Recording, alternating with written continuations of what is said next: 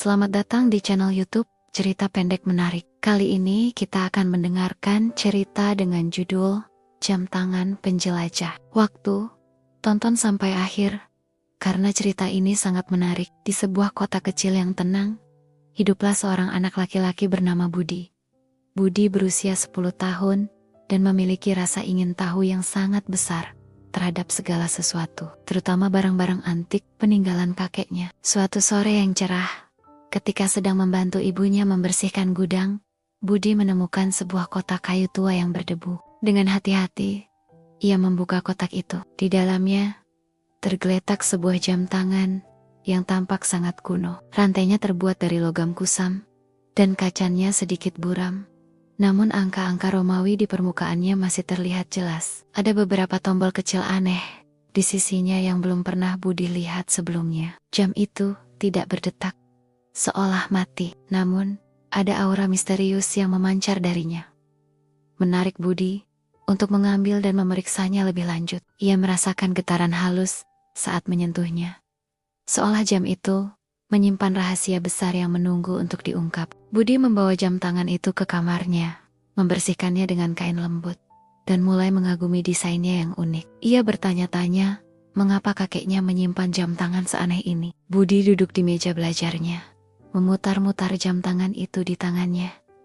Ia mencoba menekan salah satu tombol kecil di sisi jam. Tiba-tiba, jam itu bergetar hebat dan mengeluarkan cahaya hijau redup. Angka-angka di jam mulai berputar cepat, lalu berhenti pada kombinasi yang aneh. Seketika, kamar Budi terasa berputar, pandangannya kabur, dan ia merasakan sensasi seperti ditarik ke dalam pusaran angin. Ketika semuanya kembali normal, Budi terkejut bukan main. Ia tidak lagi berada di kamarnya. Di sekelilingnya tumbuh pakis-pakis raksasa setinggi rumah, dan udara terasa lembab serta panas. Dari kejauhan, terdengar suara raungan yang menggetarkan tanah. Budi mengintip dari balik semak besar, dan matanya terbelalak. Seekor dinosaurus berleher panjang sedang memakan pucuk daun pohon tinggi. Tak jauh darinya, seekor Tyrannosaurus Rex dengan gigi-gigi tajamnya sedang mengaum keras. Budi sadar, jam tangan itu telah membawanya ke masa lalu, ke zaman prasejarah. Rasa takut bercampur takjub memenuhi dirinya. Ini adalah petualangan yang tak pernah ia bayangkan sebelumnya, sekaligus sangat berbahaya. Dengan jantung berdebar kencang, Budi berusaha tetap tenang. Ia teringat film petualangan yang pernah ditontonnya. Hal pertama yang harus dilakukan adalah mencari tempat berlindung. Ia merangkak pelan di antara semak belukar, menghindari tatapan mata para predator raksasa. Ia melihat seekor Stegosaurus dengan lempengan-lempengan di punggungnya berjalan santai, tidak jauh dari tempatnya bersembunyi. Kemudian, tanah bergetar lebih hebat, dan seekor Brachiosaurus yang luar biasa besar melintas, hampir saja menginjaknya. Budi panik. Ia harus segera kembali ke masanya. Ia melihat jam tangan di pergelangan tangannya. Cahaya hijaunya masih menyala. Budi mencoba mengingat tombol mana yang ia tekan tadi. Dengan tangan gemetar, ia menekan tombol yang sama, lalu memutar knop utama jam itu. Angka-angka kembali berputar liar. Sekali lagi, sensasi terhisap itu datang, dan dalam sekejap, Budi sudah kembali terduduk di kursi belajarnya.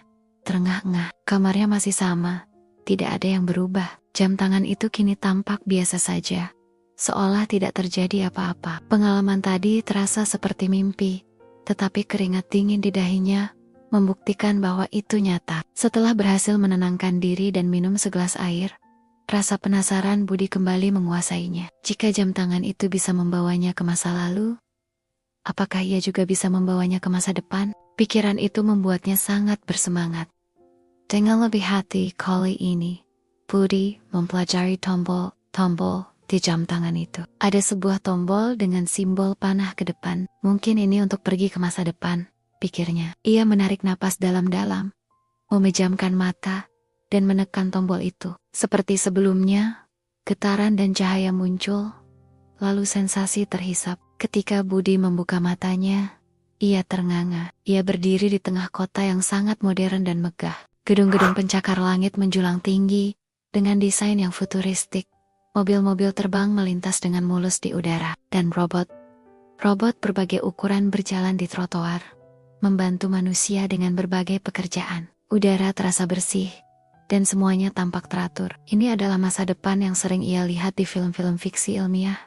Kini menjadi kenyataan di depan matanya. Budi berjalan menyusuri kota masa depan itu dengan takjub. Orang-orang berpakaian aneh dengan bahan yang berkilauan, berbicara melalui perangkat tipis, transparan di pergelangan tangan mereka. Ia melihat anak-anak seusianya belajar menggunakan hologram interaktif di taman kota yang dipenuhi tanaman artifisial. Makanan disajikan dalam bentuk pil-pil kecil berwarna-warni yang katanya mengandung semua nutrisi yang dibutuhkan. Semuanya canggih dan efisien. Namun, setelah beberapa saat, Budi mulai merasakan sesuatu yang aneh. Meskipun teknologinya luar biasa, ia jarang melihat orang tersenyum atau tertawa lepas. Anak-anak tampak lebih asyik dengan gawai mereka daripada bermain bersama secara fisik. Ia juga menyadari minimnya area hijau alami. Kebanyakan taman dipenuhi tanaman sintetis. Ada perasaan dingin dan sedikit sepi di tengah kemajuan teknologi yang pesat itu. Budi mulai berpikir, apakah kemajuan selalu berarti kebahagiaan? Ia merindukan suara tawa teman-temannya di lapangan sekolah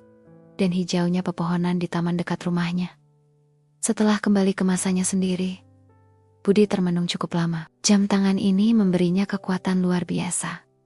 Tetapi ia mulai berpikir, untuk apa kekuatan ini sebaiknya digunakan? Ia teringat kakeknya, pemilik asli jam tangan ini. Kakeknya adalah orang yang bijaksana dan penuh kasih. Budi sangat merindukannya sejak kakek meninggal 2 tahun lalu. Tiba-tiba, sebuah ide muncul di benaknya. Bagaimana jika ia menggunakan jam tangan ini untuk bertemu kakeknya saat masih muda, bukan untuk mengubah takdir, hanya untuk melihatnya, untuk merasakan kehadirannya sekali lagi. Dengan hati-hati, Budi mencari foto lama kakeknya, mencoba memperkirakan tahun kelahirannya dan masa kecilnya. Ia mengatur jam tangan itu ke tahun 1950-an.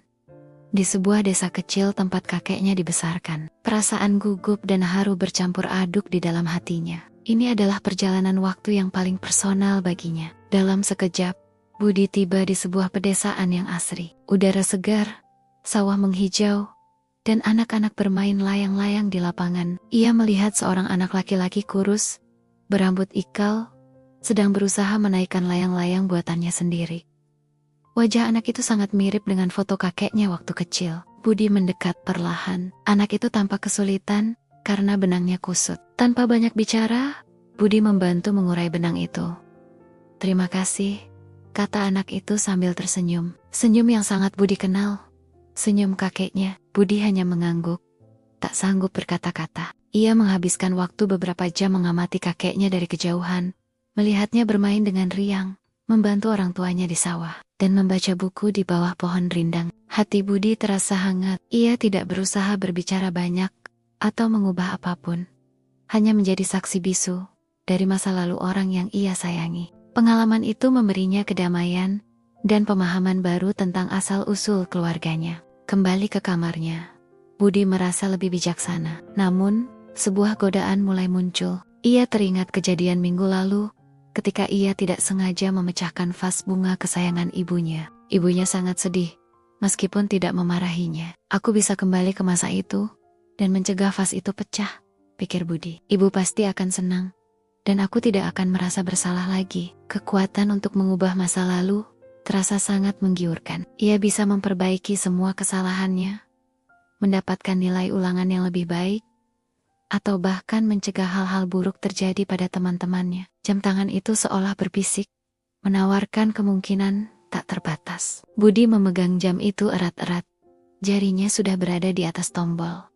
Haruskah ia melakukannya? Pergolakan batin terjadi dalam dirinya. Satu sisi ingin memperbaiki kesalahan, sisi lain merasa ragu akan konsekuensinya. Budi termenung lama, memikirkan dampak dari perbuatannya jika ia mengubah masa lalu. Ia teringat cerita-cerita tentang paradoks waktu, di mana perubahan kecil di masa lalu bisa menyebabkan dampak besar yang tak terduga di masa depan. Bagaimana jika dengan mencegah vas itu pecah, ia malah menyebabkan sesuatu yang lebih buruk terjadi? Mungkin karena tidak ada kejadian vas pecah, ibunya tidak akan memberinya nasihat penting yang kemudian membantunya di sekolah. Atau mungkin kesalahan-kesalahan kecil itulah yang membentuk dirinya menjadi seperti sekarang. Belajar dari setiap pengalaman. Budi menyadari bahwa setiap peristiwa, baik atau buruk, memiliki perannya masing-masing dalam alur kehidupan. Mengubah masa lalu sama saja dengan tidak menghargai pelajaran yang telah ia dapatkan. Dengan berat hati,